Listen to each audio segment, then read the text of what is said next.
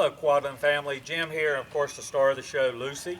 I wanted to put together this video to give you sort of like a resource guide on the proper obedience, the hand signals, the praise, the consequence, little things that I think will take you a long way over the coming years. This will be something you can go back and check from time to time to make sure you're on track.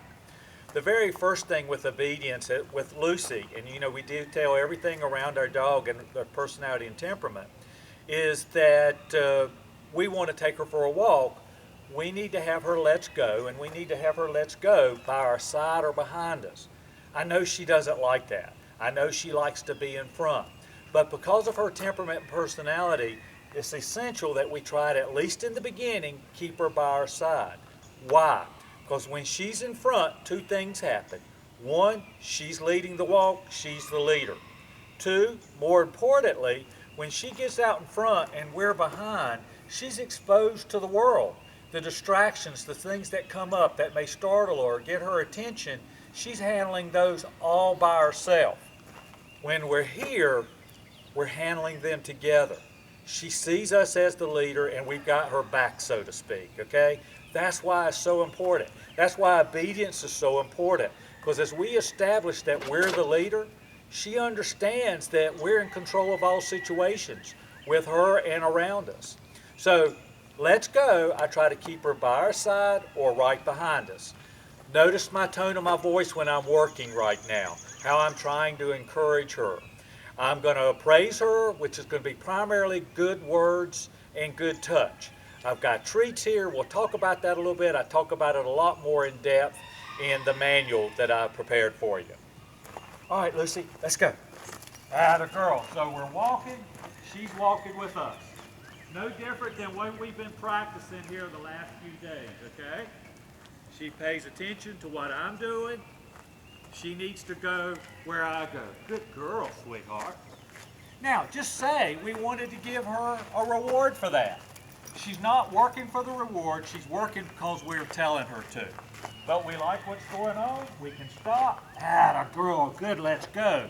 Pet, love, treat, and keep right on moving. Sit. Hand signal for sit. Sit means sit. She has to hold that sit until we release her, okay? We've got a lot of cats on screen and off screen, a lot of distractions. She may mess up, but that's what part of this video is for, so you can see what I do if she gets distracted and doesn't follow through. Now, for example, if she doesn't sit right now or she started to get up, I would take the leash, slack, tap, no, sit, sorry sweetheart, and then praise at the end of the body, okay? No, S-I-T, break, break is the release, sit, good girl. She didn't do it again, tap up, let's go. Let's go would be a tap parallel the direction I want her to go in. So if she started going this way, tap. If she started going in front of me, I would tap back. No, let's go. Good girl.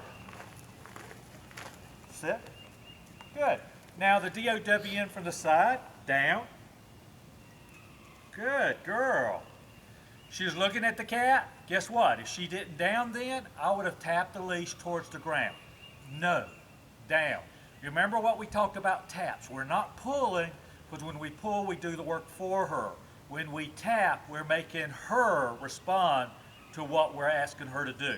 That's the surest, that's the best, that's the most effective way to get her obeying off leash the first time we ask her to do things, okay? Good girl. Now she has to hold that down just like with the sit until we tell her to get up. Another thing we may do, open palm, stay. When we tell her to stay, that means basically to pack your bags. You're going to be there for a while. So now she doesn't have to pay attention to me. She could actually roll over on the side, chew an antler or a bone or something like that. She has to stay down. Down stay is very important, and I mentioned this in the booklet about your role as leader in the family. It's something we should practice in the beginning, okay? Break. Good girl. Sit.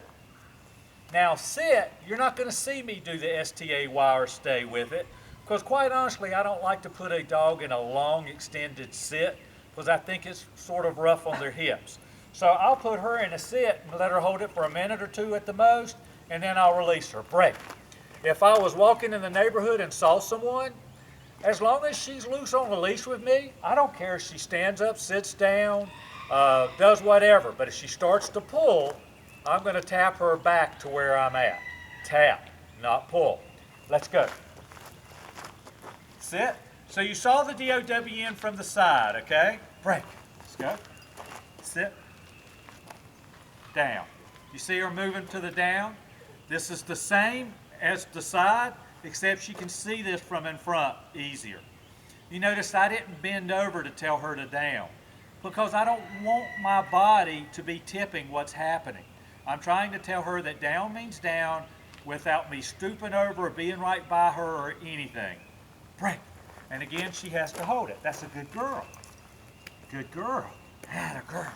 Another thing I'll do from time to time is try to get her excited. I want to give these commands when she's least expecting it. Sit. Break. Atta girl. Down. Sit. Break. Atta girl. Get her excited, get her paying attention, and give her obedience command. You give her that obedience command, but you're ready to act on it as she doesn't do it.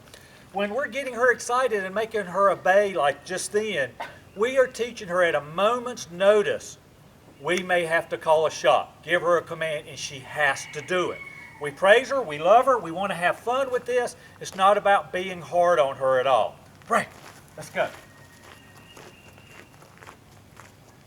Next thing is the load up command.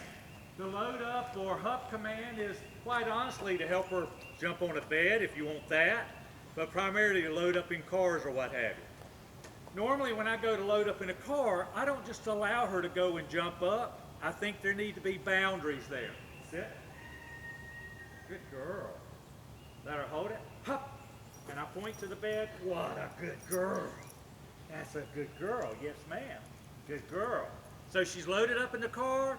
When you stop at school or whatever, she doesn't jump out until you tell her to get out. Break. The next thing is the PLACE command, the place command. Point again, just like in hup. Place. Good girl. She's checking out the cat smells and what have you, but she's on the bed. Remember when she gets on that bed, she's got to lay down, sit down, stand up, read a book, I don't care, but she has to stay on that bed, which she has done in our house for up to 2 hours now. She can do it, we can leave a room, we can come back, we can eat dinner. She's going to hold that place command. We can give her a bone, we can do whatever. She can stand up again. Good girl. She can lay down. The only thing that she can't do is get up and start edging off the bed. If she got up, we would take the leash like in movement, let's go. No, no, no. Place. Good girl. Sorry about that. She heard me say place. Say no. Now, when we give her that place command, we should be able to go to different places in the house. But we have to watch. Because remember what I had told you. When she comes home, she's going to go right back to doing all the things she used to do until you show her the rules have changed. Very, very important. Good girl. Another cat over here. That's a good girl. Praise her. Let her know she's doing good. Heck, she doesn't even have to be in a command. When she's being good in your house or outside in the yard and being calm and quiet and being the dog that you want Lucy to be, let her know. Give her a good word. Give her a good touch. Give her something to shoot for. Okay? On the flip side, if she does a bad behavior you don't like, you have to set that up. You have to be ready to let her know it's not something that you approve. Well, one of the things I told you is, with good things or bad things, she's going to do those things over and over. So if you like it, be ready to praise it, be ready to reward it. If you don't like it, be ready to bite it. What a good girl.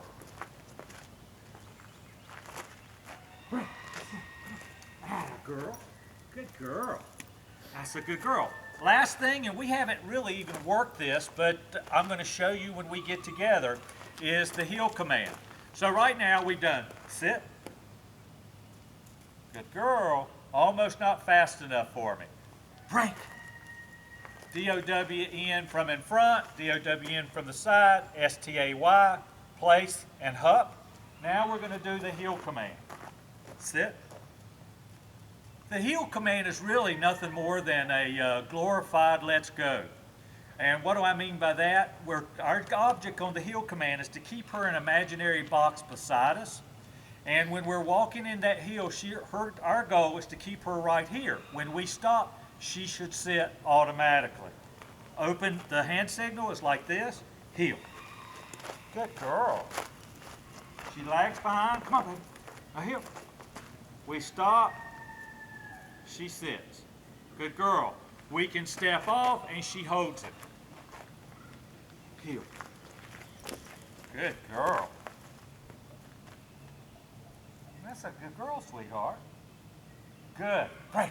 When she's watching you like that, praise her. You know, that's the greatest thing in the world, is to have her looking to see what to do next, okay? Remember what I talked about treats? Oh, I forgot another command. Sit. Just getting ready to say, remember what we talked about treats? And in the booklet I talk about using treats for, no, sit. Better pay attention.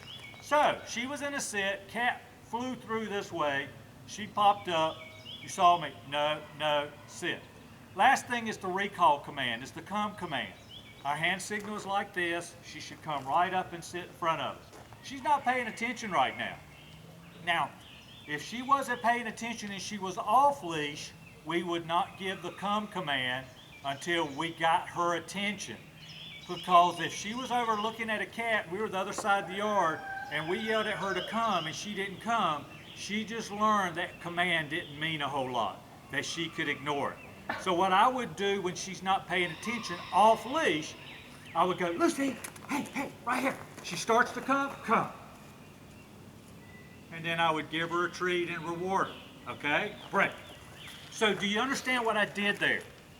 She pretended like she was off leash then, she was focused on someone else. We don't give her a come unless we know she's gonna come. So off leash, we get her attention, get her excited in us, get her committed to coming to us, then we give that come, and that come becomes synonymous with the excitement and the anticipation of coming to us. At the end of it, we reward her by telling her good words, good touch, and maybe even a treat.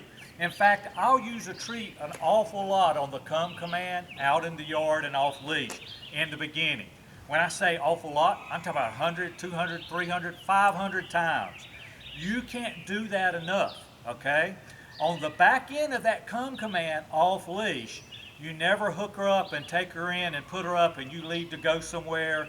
You never do anything that she could think of as discipline or a bad reaction to her trusting you. You always put a little bit of distance through it. Now we're going to do the on leash come command. Let's go, sweetheart. Got competition with the cats, but it doesn't matter. Sit. Good. So now on leash, I have her on a leash and I'm going to tell her to come instead of waiting to get her attention. If she doesn't come, I'm going to tap the leash towards me and the hand signal is like this, okay? And she's going to come and sit in front of me just like she really did off leash just then. Come. Reel the leash in, she comes, she sits. When she sits, good girl. That's a good girl.